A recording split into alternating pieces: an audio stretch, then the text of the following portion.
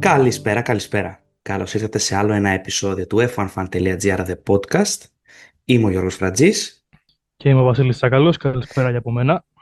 και σήμερα, Βασίλη, επιστρέφω από τις καλοκαιρινές διακοπές για ένα Ολλανδικό Grand Prix που ενδεχομένως να έκρινε πολλά, αλλά μπορεί και τίποτα.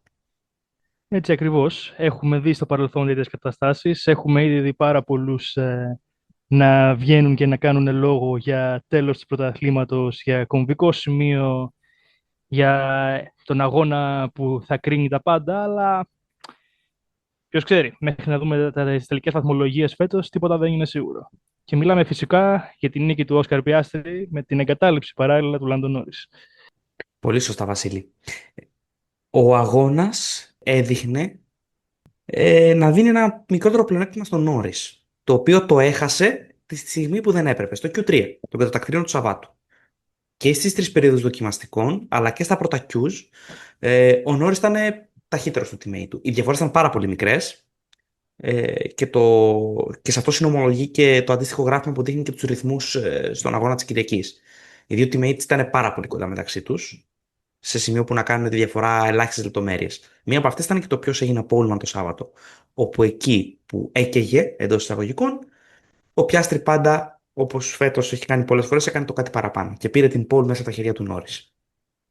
Στον αγώνα της Κυριακής, ο Νόρις προς στιγμήν έχασε και τη δεύτερη θέση από έναν μενόμενο Verstappen που είχε φρέσκο σετ μαλακής γόμας και πόνταρε και σε βροχή. Θα το συζητήσουμε εδώ στη συνέχεια. Επομένως, προσπάθησε να υποφεληθεί ενός μικρού stint της κόκκινης με της μαλακής γόμας. Αυτό αρχικά έγινε, αλλά στη συνέχεια ο Νόρις υπερκέρασε το εμπόδιο του Ολλανδού. Έκτοτε δεν κατάφερε ουσιαστικά να πιέσει αποτελεσματικά ποτέ τον teammate του και ήρθε η εγκατάλειψη 8 γύρους πριν το τέλος σαν μια... σαν ένα απολογισμό κακής τύχης, σαν μια ημαρμένη για τον Βρετανό οδηγό, να βάλει κατά κάποιο τρόπο, κατά πολλούς μάλλον, ίσως και τα φόπλακα στα όνειρα του τίτλου. Γιατί πλέον η διαφορά από 9 πήγε στους 34 βαθμούς. Τώρα, να σου πω την αλήθεια, όπως είπα και πριν, θα πρέπει να δούμε. Αν στο τέλος της χρονιάς η διαφορά είναι μικρότερη από 25, συγγνώμη, από 18 βαθμούς, τότε μπορούμε να συζητήσουμε κατά πόσο αυτό το σημείο ήταν κομβικό ή όχι. Πάντως, το σίγουρο είναι ότι θετικό δεν ήταν σε καμιά περίπτωση για τον Νόρις, που ομολογουμένως, καθώς κάναμε λόγο και για το κάτι παραπάνω, αυτήν τη φορά δεν μπορεί κανείς να του προσάψει, τουλάχιστον για το Σάββατο, κάτι πραγματικά βάρη. Τα 12 χιλιοστά είναι τίποτα. Είναι πέρα από τις δυνατότητες του ανθρώπου να τα συνειδητοποιήσει, να τα αντιληφθεί. Είναι ένα αφήσιμο του αέρα. Περισσότερο, ναι, κάπως έτσι. Και περισσότερο μάλλον θα μπορούσε κανείς να σχολιάσει ότι το πρόβλημα ήταν στην μη βελτίωσή του στη δεύτερη προσπάθεια. Απ' την άλλη, βέβαια, το ίδιο πρόβλημα, το ίδιο λάθος ήταν και από την πλευρά του Όσκαρ Πιάστρη. Αν και φυσικά εν τέλει αυτό μας οδηγεί στο σχόλιο ότι καθώς ούτε ο Πιάστρη τελικά έκανε το καλύτερο δυνατό στις κατατακτήριες, ο Νόρις δεν το εκμεταλλεύτηκε. Πάντως τελικά οι διαφορές ήταν πολύ μικρές και δεν ήταν κάτι τόσο χειρότερο που έκανε ο Νόρις. Στο δε αγώνα δεν ήταν τόσο περίεργο το ότι έχασε τη θέση του από τον Verstappen στην εκκίνηση. Η μαλακή γόμα έχει ένα πλεονέκτημα στους πρώτους της γύρους και αν μη τι άλλο αυτήν τη φορά δεν φάνηκε να έχει τα προβλήματα που είχε στο παρελθόν. Έκανε ένα καθαρό και ωραίο προσπέρασμα σχετικά γρήγορα, χωρίς να δυσκολευτεί και να κολλήσει πολλή ώρα πίσω από τον Ολλανδό. Και από εκεί και πέρα στη συνέχεια το ότι δεν πλησίασε το νομό σταυλό του δεν μπορεί να πει κανείς ότι ήταν και τόσο καταδικαστικό, ούτε πίσω έμεινε. Ο Πιάστρη διαχειρίστηκε το ρυθμό, ο Νόρις διαχειρίστηκε το δικό του, οι McLaren κινήθηκαν σε δικό τους αγώνα ως επιτοπλίστων και απλά τελικά η κατάληξη από μηχανικό πρόβλημα κιόλας, από κάτι που σπανίως βλέπουμε εδώ και πολλά χρόνια στη Φόρμουλα 1, δεν ήταν σίγουρα επίσης δικό του λάθος. Τώρα, κατά πόσο καλύπτει την καλή του τύχη σε προηγούμενους αγώνες, αν είναι κάρμα ή δεν ξέρω τι εκφράσεις μπορεί να θέλουν να χρησιμοποιήσουν μερικοί, δεν ξέρω. Αλλά σε αυτό το Σαββατοκύριακο, παρά τη μηδενική του συγκομιδή, δεν μπορώ να φορτώσω και πολλά στον Νόρις, να είμαι ειλικρινής. Αφενός, Βασίλη, όπως σωστά παρατήρησες, η αλήθεια είναι ότι φέτος η τύχη μέχρι στιγμής είχε σταθεί σχετικά καλά στον Νόρις. Δεν είχε αντιμετωπίσει κάποιες ατυχίες. Ό,τι απώλειες μπορώ να θυμηθώ φέτος του Νόρις είναι από δικά του λάθη. Αντίστοιχα, έχει υποβελήθει από λίγο πιο δύσκολες τύχες εντός εισαγωγικών άλλων οδηγών. Για παράδειγμα, ο Νόρις μάλλον δεν θα έφευγε νικητής από το Silverstone αν ο Πιάστρι δεν είχε πάρει μια ποινή για ένα συμβάν το οποίο δεν ήταν αμιγώς, πώς να το πω, υποκαθεστώς πράσινης σημαίας. Προφανώς Κάπως και έτσι. η απώλειά σου είναι το κέρδος μου στη Φόρμουλα 1 και αντίστοιχα ο Πιάστρι όταν στην Αυστραλία έκανε ένα λίγο χειρότερο τετακέ από τον Νόρις και ουσιαστικά έχασε τη δεύτερη θέση ενώ ο Νόρις παρέμεινε πρώτος. Βλέπουμε ότι υπάρχουν περιπτώσεις που ο Νόρις ήταν καλότυχος φέτος και ίσως ήρθε και το δικό του μερίδιο κακής τύχης. Γιατί μιλάμε ξεκάθαρα περί κακής τύχης. Δεν θα ήταν καταδικαστική μια δεύτερη θέση στο Ζάντβορτ. Προφανώς και θα ήθελε μια νική έναντι του teammate του, γιατί εκεί η διαφορά θα γινόταν τίποτα, 2 βαθμοί. Και έδειχνε, όπως αναφέραμε και νωρίτερα, ότι ο Νόρις στην αρχή του τριημέρου τον είχε το ρυθμό να το πετύχει. Στον αγώνα, κατά τις δύο επανεκκινήσεις από αυτοκίνητο ασφαλείας, όσο ήταν ο Νόρις στην πίστα, δηλαδή από τις εγκαταλείψεις των δύο Ferrari, δεν κατάφερε να απειλήσει αποτελεσματικά ποτέ. Έμεινε όμως σε μια διαφορά λίγο έξω από τον DRS. Ίσως και αρνητικό αποτέλεσμα του βρώμικου αέρα που παράγουν τα μονοθέσια, όντας στο τέλος αυτού του κύκλου εξέλιξης. Αλλά και πάλι θεωρώ ότι ο Νόρις, κατά μία ηρωνία της τύχης, πήρε το δικό του μερίδιο κακοτυχίας. Τίποτα περισσότερο. Ας το πούμε και έτσι. Με τον ένα ή τον άλλο τρόπο ήταν όντως ένα Σαββατοκύριακο που επέφερε σοβαρό πλήγμα στις ελπίδες του για τον τίτλο φέτος. Ένα Σαββατοκύριακο στο οποίο κατά τα άλλα είδαμε λίγο πολύ αυτό που είχαμε δει και πριν το καλοκαιρινό διάλειμμα. Η McLaren ξανά να πετά, να είναι λίγο πολύ σε δικό της ρυθμό, σε δικό της αγώνα, σχεδόν σε άλλη κατηγορία. Αν ρίξει κανείς μια ματιά στις διαφορές του Σαββάτου. Κάτι το οποίο κατάλαβε πολύ γρήγορα και μάλλον προς αρκετή του απογοήτευση ο Verstappen, που εν τέλει τερμάτισε δεύτερος, αλλά σε κανένα σημείο, παρά τις πολύ σκληρές του προσπάθειες, δεν ήταν πραγματικά οποιασδήποτε μορφής απειλή για τις McLaren. Έκανε ό,τι μπορούσε, αλλά αυτό που μπορούσε έφτανε μόνο για μια θέση πίσω από όποια McLaren μπορεί να υπήρχε εκείνη τη στιγμή στη λίστα. Βασίλη, στο καλοκαιρινό επεισόδιο που κάναμε, είχαμε αναφέρει, γιατί μιλήσαμε λίγο για το Zandvoort, θα θυμάσαι, είχαμε αναφέρει κάτι το οποίο εν πολλοίς αποδείχθηκε σωστό. Ότι στην επιστροφή από το καλοκαίρι πάλι δύο McLaren στο Zandvoort θα ήταν ανώτερες και βλέπαμε και έναν Verstappen στο βάθρο. Το οποίο ο μόνος λόγος που δεν έγινε είναι η κατάληψη του Norris. Αλλιώς θα είχαμε δει κατά πιθανότητα τις δύο McLaren και το Verstappen στο βάθρο. Στο μέτωπο μπροστά ήταν κάπως προβλέψιμος ο αγώνας. Από πέρσι η McLaren έδειχνε ότι το Zandvoort της πάει πάρα πολύ. Και παρά το γεγονός πως όλες οι ομάδες σε σχέση με πέρσι έχουν βελτιωθεί, περισσότερο και από τη McLaren, οι περισσότερες, απλά η McLaren, όντας από πέρσι πολύ καλύτερη στο Zandvoort, διατήρησε αυτά τα πρωτεία και φέτος. Ο Verstappen το 21, το 22 και το 23 κυριάρχησε στο Zandvoort, εποχές και με λίγο διαφορετικό μονοθέσιο, η αλήθεια είναι. Τρέχει μπροστά στο πορτοκαλί στρατό, τον Οράνιε. Σίγουρα έχει κίνητρο να τα πάει αρκετά καλά, ίσως και αρκετά καλύτερα από ό,τι μπορεί το μονοθέσιο.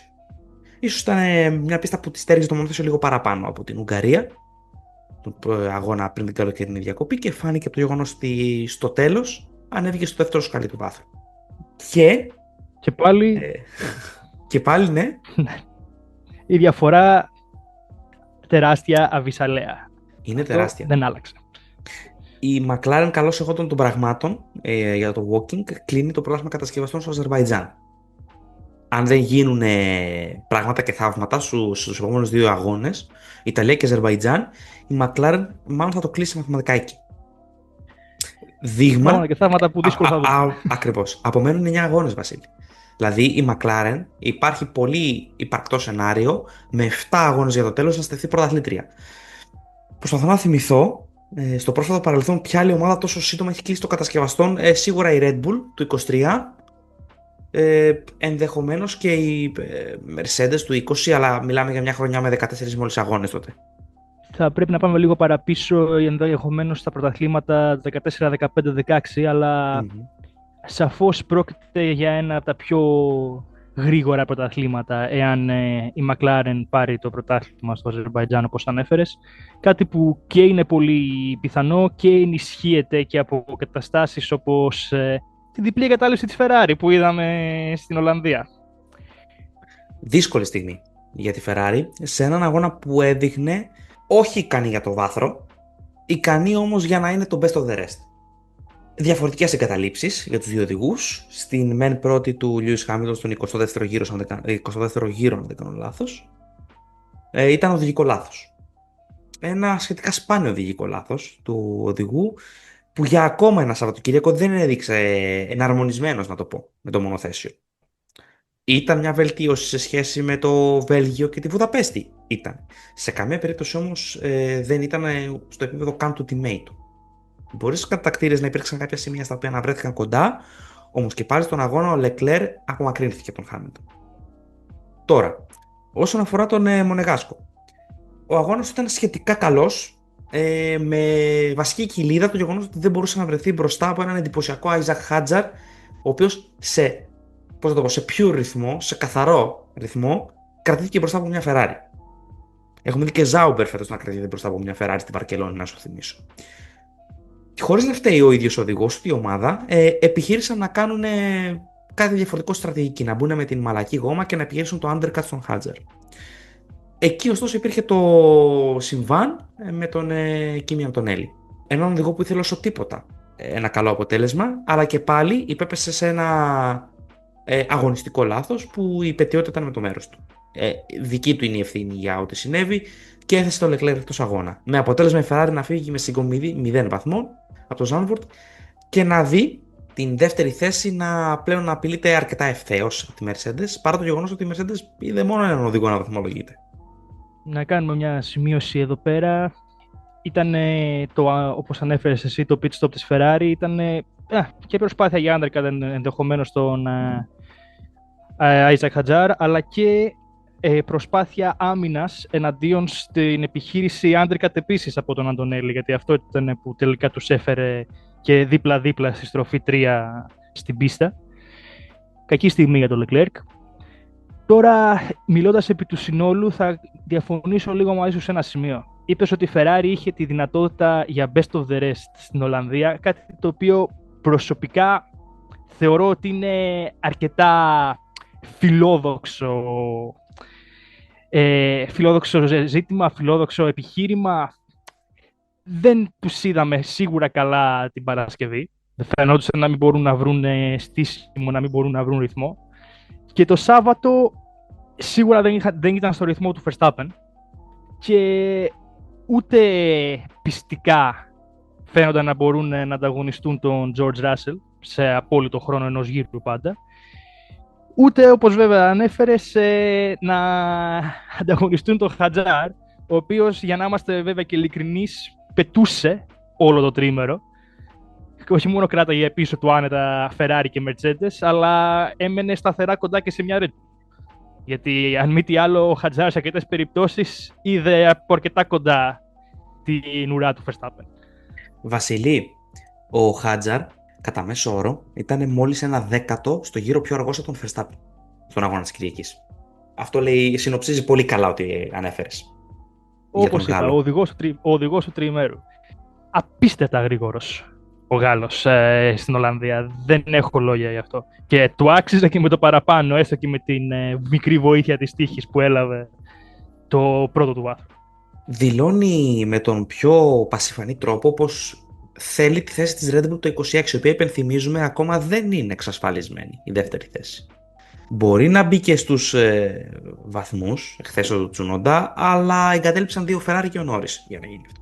Ο Χάτζαρ δείχνει με ένα μονοθέσιο αρκετά διαφορετικό από την RB21, ίσως και πιο ευκολοδίγητο.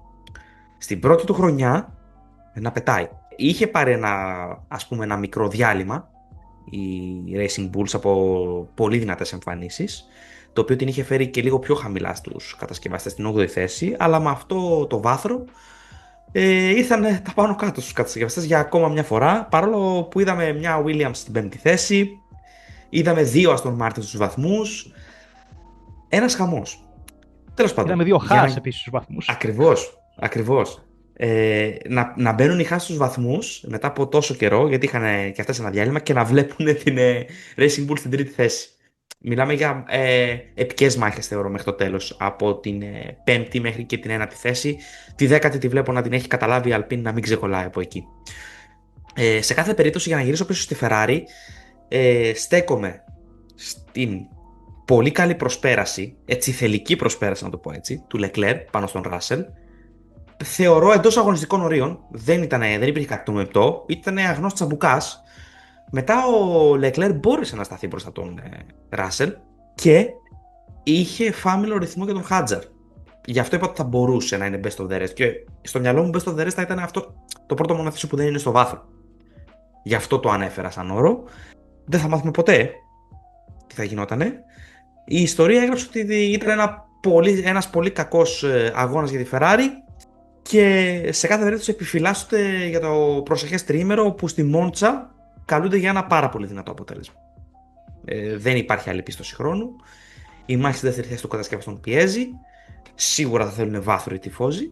Δεν ξέρω αν το μονοθέσιο μπορεί να το δώσει στη Μόντσα. Έχει και κάποια αργά σικέιν η πίστα, αλλά κατά τα άλλα είναι με το πόδι κολλημένο στον γκάζι. Θα μιλήσουμε για τις προβλέψεις αυτές προς το τέλος του επεισοδίου.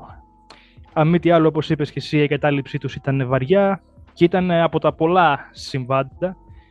Η εγκατάλειψή τους, η εγκατάλειψη του Νόρις, που έφεραν οδηγούς στους βαθμούς, όπως ο Τσουνόντα που είπες εσύ. Αλλά υπήρξαν και άλλα πράγματα σε αυτό. Υπήρξε επίσης η επαφή μεταξύ Carlos Sainz και Liam Lawson, που έβαλε στο παιχνίδι οδηγούς. Όπως βέβαια και η ποινή του Αντρέα Κίμι Αντωνέλη για το περιστατικό με τον Leclerc, που τον έριξε την 6η θέση, 16η. Να σταθούμε λίγο, επειδή θέλω να μιλήσουμε γι' αυτό, αν θέλεις και εσύ, στο συμβάν Lawson Sainz. Φαντάζομαι το είδες. Ναι. Τι άποψη έχεις?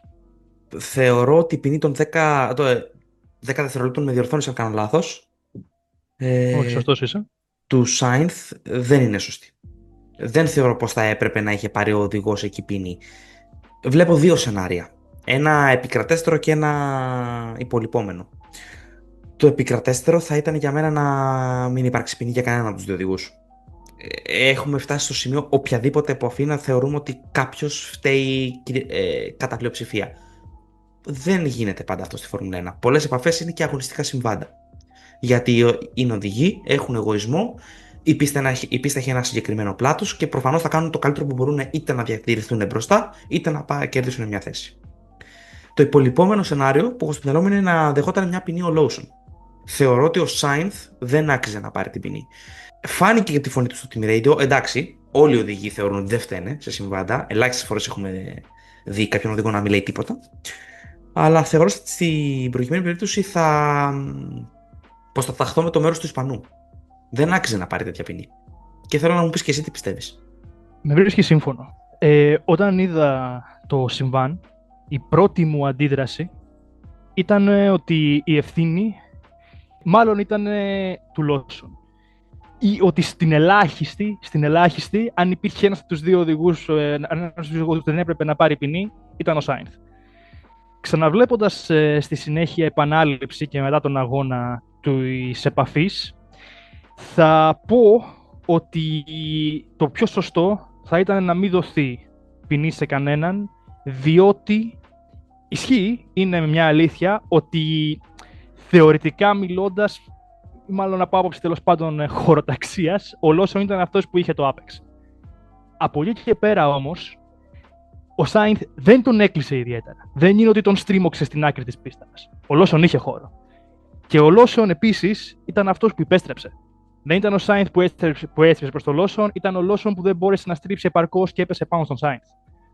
Ας του δώσουμε το ότι είχε το Apex ως κάποιο ελαφρυντικό εδώ πέρα, και ας μην του φορτώσουμε την ποινή, αλλά απ' την άλλη το να χρησιμοποιηθεί όπως εν τέλει έγινε το γεγονός ότι ο Lawson είχε το Apex ως αιτιολόγηση για να δοθεί ποινή στον Σάινθ είναι υπερβολικό. Είναι λάθος κατά τη γνώμη μου. Δεν είχα, δηλαδή, δεν σκεφτόμουν να κάνω το ενδεχόμενο να πάρει ο Σάινθ ποινή όταν πρώτο είδα το συμβάν και εξακολουθώ να το βρίσκω λανθασμένη απόφαση από τους αγωνοδίκες. Μια Κυριακή κιόλας που, για να λέμε την αλήθεια, δεν ήταν μάλλον και η καλύτερη στα συγκεκριμένα θέματα. Βλέπετε την καθυστέρηση στην απόφαση για το συμβάν μεταξύ Ράσελ και Leclerc, που εν τέλει δεν επέφερε κάποια ποινή στον Leclerc, αλλά ενώ είχε ξεκινήσει να εξετάζεται, το κρατήσανε για μετά τον αγώνα, για ώρες μετά τον αγώνα. Θα συμφωνήσω, Βασίλη.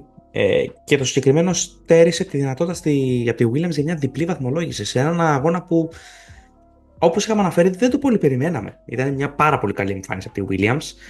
Μπορεί να παραμένει πέμπτη, αλλά είδε την διαφορά λίγο να συρρυκνώνεται μετά από τα συμβάντα και τις τελικές βαθμολογήσεις.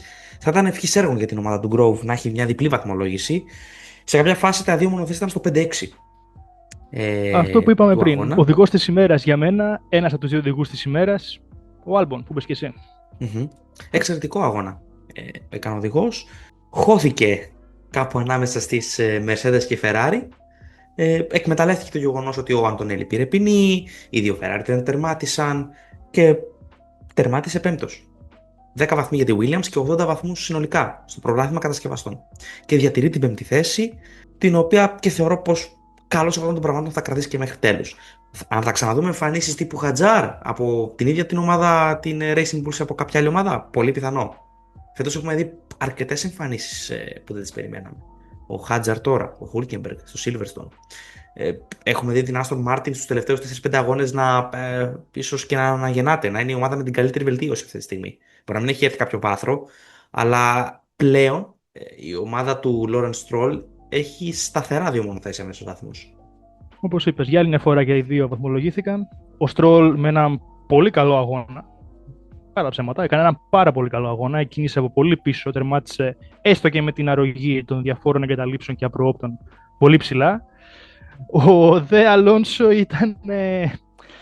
Εντάξει, δεν βοηθήθηκε από τη στρατηγική της Aston Martin σίγουρα. Δεν έκανε επίσης και την καλύτερη εκκίνηση, για να μην αποκρύπτουμε και τα δικά του λάθη. Δεν εκμεταλλεύτηκαν στην Aston Martin ενδεχομένως όσο θα μπορούσαν την καλή του εμφάνιση το Σάββατο και τις υποσχέσεις που είχε δώσει γενικά στο τρίμηνο μέχρι εκείνο το σημείο. Αλλά με τον ένα ή τον άλλο τρόπο κατάφεραν να τον βάλουν μέσα στη βαθμολογούμενη δεκάδα και αυτόν. Οπότε, αναγέννηση όπως είπες. Και κάπως πιο πίσω, η αλήθεια είναι ότι τους βλέπω να μην πηγαίνουν πολύ ψηλότερα από την ένατη θέση που βρίσκονται τώρα, αλλά σίγουρα είναι πολύ πιο πιστικοί από την Alpine, η Haas. Και ο Μπέρμαν, Haas που εκκινεί από το pit lane και τερματίζει έκτη. Πού τα βλέπουμε? Εντυπωσιακή εμφάνιση, Βασίλη. Και για τον Μπέρμαν και για τον Στρόλ. Αρχικά για τον Στρόλ, γιατί το πιάσαμε πρώτο, επειδή ο κόσμος της Φόρμουλα 1 του έχει σύρει πάρα πολλά τα τελευταία χρόνια και πολλές φορές δικαίως, έτσι. Φέτος δείχνει πως είναι πιο κοντά από ποτέ σε έναν οδηγό σαν τον Αλόνσο. Τερμάτισε παραπάνω. Πιο ψηλά από τον Αλόνσο. Παρόλο που κινούσε από εκεί που κινούσε ο Καναδός. Δείχνει πως φέτος τα βρίσκει τα πατήματά του. Του χρόνου θα είναι μια εντελώς διαφορετική ιστορία, άλλα τα μονοθέσια, αλλά τα του Κέσσαρο στο Κέσσαρι. Ο Στρόλ φέτος, αν χωρίσουμε τη χρονιά σε 3 σκέλη, και ας πούμε ότι τώρα είμαστε στο τέλος του δεύτερου σκέλους, κάνει ένα πάρα πολύ καλό δεύτερο σκέλος. Όσο για τον Μπέρμαν, έχει δείξει ότι ο οδηγός είναι από όταν πέρσι κλήθηκε να μπει ένα Σάββατο μέσα σε μια Ferrari και να την βάλει στους βαθμούς την Κυριακή. Είναι ένας πάρα πολύ καλό οδηγός. Η Haas έχει ένα μονοθέσιο το οποίο δεν είναι τόσο κακό. Είναι πιο κοντά στην Racing Bulls και την Aston Martin παρά στην Alpine. Προφανώς έχει ένα συγκεκριμένο ταβάνι και σαν ομάδα. Αν και θεωρώ το πρόσημο είναι πολύ θετικό, όπως έχουμε συζητήσει ξανά για τη συγκεκριμένη ομάδα. Εκμεταλλεύτηκε και ο ίδιος κάποιες εγκαταλείψεις, αλλά αν κάνουμε μια απλή αναγωγή και βάλουμε και τον Norris και τις δύο Ferrari μέσα, ο Μπέρμαν πάλι θα δώσει τους βαθμούς. Εντυπωσιακή εμφάνιση. Και γνήσιος ρυθμός για να κρατηθεί εκεί, έτσι. η βροχή που πολλές φορές ανατρέπει πράγματα δεν ήρθε ποτέ στο Ζάντφορντ, να θυμίσουμε. Χάλασε τα σχέδια αρκετών ή τις ελπίδες τους ενδεχομένως, γιατί είναι η ψυχάλα κατηγορίας 1, όπως αναφερόταν και στους ασυρμάτους. Θα πω κατηγορίας 0,5 προσωπικά. Μόνο οι θεατές φάνηκαν να ενοχλούνται και να ανοίγουν ομπρέλες. Αν δεν υπήρχαν κάποιες σταγόνες στην κάμερα μερικές φορές, νομίζω ότι δεν θα είχα προσέξει καν ότι υπήρχε βροχή. Και ναι, όπως ανέφερες, από πλευράς ρυθμού ο Μπέρμαν δεν υπολοιπόταν. Έκανε και όλα την φιλόδοξη στρατηγική της Haas να δουλέψει. Παρέμεινε μπροστά, δεν έκανε λάθη και όπως είπαμε, είχε κινήσει από το pit lane. Δηλαδή, οποιαδήποτε τέτοια κίνηση, οποιαδήποτε τέτοιο αποτέλεσμα, πρέπει κανείς να το αναγνωρίσει. Οι Haas έκαναν μια εντελώς διαφορετική στρατηγική από τους υπόλοιπους. Ξεκίνησαν και οι δύο με τη σκληρή γόμα και έκαναν μόνο ένα pit stop. Τους βοήθησε το ότι το Zandvoort δεν τη λες και την πίστα που ευνοεί τα προσπεράσματα με το κιλό. Είδαμε κάποια προσπεράσματα, αλλά η πίστα είναι στενή, είναι τεχνική, υπήρξαν και 3 αυτοκίνητα ασφαλείας. Κι όμως η συγκεκριμένη στρατηγική με την Haas να μην μπαίνει σε όλα τα αυτοκίνητα ασφαλείας να αλλάξει ελαστικά, παρά μόνο στον 53ο γύρο ο Μπέρμαν και στον 52ο ο Κο, τους βγήκε σε καλό, με διπλή βαθμολόγηση. Μεγάλη μέρα για αυτούς, σε έναν αρκετά επεισοδιακό αγώνα που, όπως είπες, στην πραγματικότητα δεν τους ευνόησε πλήρως. Όταν κινείσαι με λογική στρατηγική σε ενός pit stop, το να βλέπεις τόσα πολλά αυτοκίνητα ασφαλείας, τόσες πολλές παύσεις στον αγώνα, θεωρητικά δεν σε συμφέρει. Δίνεις στους αντιπάλους σου τη δυνατότητα να κάνουν τις περισσότερες αλλαγές τους πιο εύκολα και με λιγότερες απώλειες. Παρ' όλα αυτά, απέδωσε. Ακριβώς. Βοήθησε και το γεγονός ότι δεν είναι τα προσπεράσματα που δεν έλειψαν βέβαια εντελώς, να μην λέμε ψέματα, αλλά σίγουρα δεν ήταν και το πιο εύκολο πράγμα στην πίστα. Αλλά αυτό να το αποδώσουμε και στους οδηγούς. Το ότι με αρκετά φθαρμένα λάστιχα κράτησαν πίσω αντιπάλους με πιο φρέσκα, λειτουργήσαν συνολικά, εκμεταλλεύτηκαν τις καταστάσεις στα σημεία που έπρεπε να τις εκμεταλλευτούν και το αποτέλεσμα τους δικαιώνει. Η Haas, Βασίλη, βοηθήθηκε πολύ από το γεγονός ότι είχε από τις μεγαλύτερες τελικές τα μονοθέσια. Γι' αυτό και να σου θυμίσω ότι είδαμε και πολλά τρενάκια DRS με μια Haas μπροστά. Η ευθεία κίνηση τερματισμού που είναι το βασικό σημείο DRS, γιατί η πίσω ευθεία, δεν τη λες και τόσο ευθεία, δεν προσφέρει για πολλά πράγματα. Είναι το σημείο κατατεθέν για προσπέραση. Το γεγονός ότι η Haas είχε ανώτερη τελική εξομάλυνε μέρος του πλεονεκτήματος που είχαν τα άλλα μονοθέσια από το DRS τους. Γι' αυτό βλέπαμε 4 και 5 μονοθέσια σε κάποια στιγμή, τις δύο Haas αν δεν κάνω λάθος, τον Yuki Tsunoda, τις δύο Zauber και τον Fernando Alonso. Θυμάμαι ένα κλασικό DRS train. Αυτό που είπες ακριβώς. Να είναι ένας πίσω από τον άλλον. Και χωρίς ιδιαίτερες δυνατότητες. Ακριβώς. Αυτό βοήθησε τις Haas μαζί με τη στρατηγική του ενός pit stop να πάρουν μια διπλή βαθμολόγηση. Και πάλι είναι τέτοια η ηρωνία της τύχης που είδαν να χάνουν έδαφος από τις άλλες ομάδες. Και λόγω του Hadjar και λόγω της Williams. Εντάξει, η Williams μπορεί να είναι και λίγο πιο μακριά για τη Haas πλέον, αλλά και για την Aston Martin. Κρατάνε όμως το γεγονός ότι κάνουν μια πάρα πολύ καλή εμφάνιση. Ροκάνισαν τη διαφορά από την Zauber που δεν είχε ένα καλό Σαββατοκύριακο.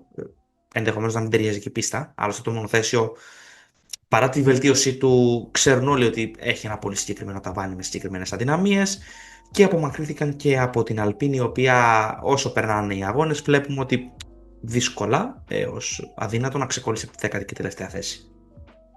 Η Alpine ήταν μία από τις δύο ομάδες που λίγο πολύ, αν εξαιρέσουμε κάποιες εκλάμψεις από τον Pierre Gasly, ήταν αόρατη στην Ολλανδία. Η άλλη, μιας και αναφέρθηκε στο DRS Train πριν, ήταν η Zauber. Δεν έχουμε νομίζω πολλά να πούμε προκειμένου για τις δύο ομάδες αυτές, απλά δεν ήταν η Κυριακή τους. Στην Alpine για άλλη μία φορά, στη Zauber μετά από τους τελευταίους αγώνες πριν το καλοκαιρινό διάλειμμα ήταν μάλλον μια προσγείωση, δεν θα πω στην πραγματικότητα, αλλά σίγουρα σε πιο γνώριμα για τους θεατές σημεία και μονοπάτια. Δεν τους πήγαινε η πίστα, δεν τους πήγαινε το τρίμερο συνολικά, πιστεύω. Επειδή ακολουθεί η Μόντσα και σου κάνω και μπαλάκι για τον επόμενο αγώνα, θεωρώ πως αξίζει να προσέξουμε ομάδες όπως η Haas και η Sauber που είχαν τη μεγαλύτερη τελική στο Zandvoort, κατά πόσο με το στήσιμό τους στη Μόντσα, στον ναό της ταχύτητας, θα είναι σε θέση να χτυπήσουν θέση στους βαθμούς. Το κρατάω στην άκρη του μυαλού μου και δεν θα χρειαστεί να περιμένω και πολύ για να το δω. Άλλωστε, το προσεχές τριήμερο έχουμε Ιταλικό Grand Prix στην πίστα της Μόντσα, Βασίλη. Θέλω να μου πεις τι βλέπεις. Μακλάρεν, τα εύκολα νούμερα νομίζω παραλείπονται. Δεν θα δώσω πολύ βάθος εδώ πέρα. Ferrari δύσκολα. Το ανέφερες και εσύ πριν. Θα προσθέσω σε αυτά που ανέφερες. Δεν ξέρω αν έχεις προλάβει να το δεις σήμερα. Το γεγονός ότι ο Lewis Hamilton πηγαίνει με ποινή 5 θέσεων στην εκκίνηση. Μετά από παραβάσεις στους προπαρασκευαστικούς αναγνωριστικούς γύρους της Ολλανδίας. Κάτι το οποίο φέρνει σε ακόμα πιο δύσκολη θέση τη σκουντερία στον δικό της λίγο πολύ αγώνα. Η τελική που ανέφερες εσύ, χωρίς να είναι τεράστια δυναμία, δεν είναι υποχρεωτικά και το μεγαλύτερο ατού της Ferrari φέτος. Και η αλήθεια είναι ότι δεν ξέρω εάν θα μπορέσουν να ξεχωρίσουν. Βέβαια τα πράγματα κάνει πολύ πιο δύσκολα στην πρόβλεψη το γεγονός ότι ούτε η Mercedes έχει τις καλύτερες προοπτικές, πιστεύω, στη Μόντσα. Δεν ξέρω πώς το βλέπεις εσύ αυτό. Θα συμφωνήσω, Βασιλή, για το κομμάτι της Mercedes. Γενικά η Mercedes έχει ένα καλό all-around μονοθέσιο, αλλά θεωρώ πως το δυνατό του σημείο σίγουρα δεν είναι το low drag efficiency. Η πίστα της Μόντσα ξεκάθαρα ευνοεί τα μονοθέσια που μπορούν να φτάσουν σε υψηλή τελική με όσο το δυνατόν μικρότερη αεροδυναμική αντίσταση. Να σου θυμίσω παλαιότερες χρονιές που τη Williams το 16 και το 17 τη βλέπαμε να κάνει φοβερά αποτελέσματα, δεδομένου το πακέτο της στη Μόντσα, όταν εξαφανιζόταν σε άλλα Grand Prix. Μόνο και μόνο γιατί ήταν ένα μονοθέσιο με πολύ low drag που ευνοούταν στη Μόντσα, ωστόσο σε άλλους αγώνες που απαιτούσαν downforce, που είναι ας πούμε η πίσω όψη του νομίσματος της drag, να εξαφανίζεται. Θεωρώ ότι είναι ένα αρκετά μοναδικό σιρκούι η Μόντσα. Θα συμφωνήσω με το γεγονός ότι η McLaren έχει το πλεονέκτημα. Θα προσθέσω ωστόσο ότι πιστεύω πως δεν θα είναι τόσο μεγάλο. Η McLaren δεν θα τα βρει τόσο εύκολα στη Μόντσα. Ποιος θα της τα βάλει τα δύσκολα? Εδώ είναι η ερώτηση του 1 εκατομμυρίου. Θεωρώ πως και η Red Bull έχει τα φόντα, δεδομένου ότι η πίστα είναι τέτοια που κάποιες από τις αδυναμίες της RB21 ίσως να μην τις αντιμετωπίσει ο Verstappen, αυτή την ανισορροπία που λέμε. Και θεωρώ πως και η Ferrari δεν θα πάει άσχημα. Δεν ξέρω. Είναι δική μου πεποίθηση, ας πούμε. Μπορεί να πέσω εντελώς έξω. Θεωρώ πως τουλάχιστον μία από τις δύο Ferrari θα είναι στην τετράδα. Νομίζω είμαι μαζί σου σε αυτό. Ή τουλάχιστον θα έχουν σαφείς βλέψεις. Ο Leclerc κυρίως, γιατί όπως είπα, ο Hamilton ξεκινάει έχοντας ήδη μειονέκτημα. Αλλά η Ferrari, χωρίς ξανά να έχει τόσες πολλές ελπίδες, πιστεύω, όπως ανέφερα και πριν, αλλά μπορεί να κοιτάξει και να βρει κάποιες προοπτικές. Η Red Bull, έχουμε ήδη δει φέτος τον Verstappen με στήσιμο ανάλογο με αυτό της Μόντσα, εάν θυμάσαι, σε πειραματισμούς της Red Bull, και όσο δούλευε... Στο Silverstone. Ναι, όσο δούλευε πήγαινε καλά. Ναι. Εν τέλει δεν δικαιώθηκαν για άλλους λόγους, αλλά όσο δούλευε το στήσιμο πήγαινε καλά. Βέβαια, οπότε, εκεί το στήσιμο να τονίσουμε πως συγκρίθηκε με στήσιματα που ήταν πιο high downforce. Τώρα το συγκεκριμένο στήσιμο θα συγκριθεί με όμοια. Θα συγκρίνουμε μίλα με μίλα στη Μόντσα. Low drag στήσιμο της Red Bull με low drag στήσιμο της McLaren, της Mercedes, της Red Bull, της Ferrari. Γι' αυτό δεν κρατάω λίγο μικρό καλάθι. Να ξεκαθαρίσω, δεν το εννοώ τόσο από άποψη, προφανώς ήταν διαφορετικά στήσιματα και δεν μπορούμε να το κρίνουμε έτσι. Το εννοώ περισσότερο από άποψη του πόσο καλά φαινόταν να πατάει το μονοθέσιο, πόσο ευκολία φαινόταν να έχει ο Verstappen στο χειρισμό του. Δεν έδειξε, όπως είπες και εσύ, τις πιο δύστροπες συμπεριφορές που έχουμε δει σε άλλες πίστες και με άλλα στήσιματα. Δεν έχουν τη μεγαλύτερη τελική, αλλά αν μη τι άλλο, το μονοθέσιο φαίνεται να λειτουργεί τουλάχιστον σε συνθήκες Μόντσα, το οποίο από μόνο του έχει σημασία για έναν οδηγό όπως ο Verstappen, που μπορεί να πάρει τα δέκατα, τα χιλιοστά από οποιοδήποτε σημείο του τα δώσεις. Θα συμφωνήσω. Και για το βάθρο θα έλεγα πως έχω δύο σενάρια στο μυαλό μου. Ή δύο McLaren Red Bull ή δύο McLaren και Ferrari. Ή δύο McLaren Verstappen ή δύο McLaren Leclerc. Και εγώ αυτό. Όπου Red Bull βάλε Verstappen εννοείται. Εντάξει, εδώ που έχουμε φτάσει. Με τυχαία σειρά. Δεν μπορώ να καταβάλω πως θα έρθει 1-2 απαραίτητα η McLaren. Θεωρώ ότι το πλεονέκτημά της, όπως είπα, δεν θα είναι τόσο μεγάλο όσο στην Ολλανδία. Σε ρυθμό κατατακτηρίων πιστεύω και εγώ. Σε ρυθμό αγώνα, οι McLaren σε ρυθμό αγώνα έχουν δείξει πολλές φορές φέτος ότι δύσκολα τις πιάνει κανείς. Ακόμα και σε πίστες που δεν τους πάνε το ίδιο. Θα κρυθούν βέβαια και κάποια πράγματα στις κατατακτήριες, θα το δούμε και αυτό. Αλλά ναι, σε τυχαία σειρά, αλλά θα βάλω τον αστερίσκο δίπλα, αλλά με πιο πιθανό το 1-2 της McLaren. Τυπικά, βέβαια, είναι μια πρόβλεψη που εύκολα μπορεί να κάνει κανείς φέτος. Δεν θα το παραστήσω ότι έχω διαβάσει τα χαρτιά και τα άστρα εδώ πέρα. Και κάπου εδώ πιστεύεις ότι είναι ένα καλό σημείο να κλείσουμε? Ναι, γιατί αν αρχίσουμε να επεκτηνόμαστε στις πιθανότητες που έχει ο καθένας στο midfield, νομίζω θα τελειώσουμε ποτέ. Έχουμε πει πολλές φορές πόσο ανταγωνιστικοί είναι όλοι φέτος εκεί πέρα, πόσο κοντά είναι οι ομάδες. Δεν θα κάνουμε προβλέψεις για εκεί. Καλή τους τύχη. Καλή τύχη σε όλους για το προσεχές τρίμερο στη Μόντσα. Εμείς θα τα πούμε με επόμενο επεισόδιο μετά το Ιταλικό Grand Prix. Προφανώς μπορείτε να μας ακολουθήσετε στα social του site και να πατήσετε το καμπανάκι των ειδοποιήσεων στο Spotify για τα επεισόδια που βγάζουμε. Επομένως, για το f1fan.gr The Podcast, ήμουν ο Γιώργος Φραντζής. Και ήμουν ο Βασίλης Τσάκαλος. Και σας ευχαριστούμε που ήσασταν μαζί μας για ακόμα ένα επεισόδιο. Καλή συνέχεια. Γεια σας.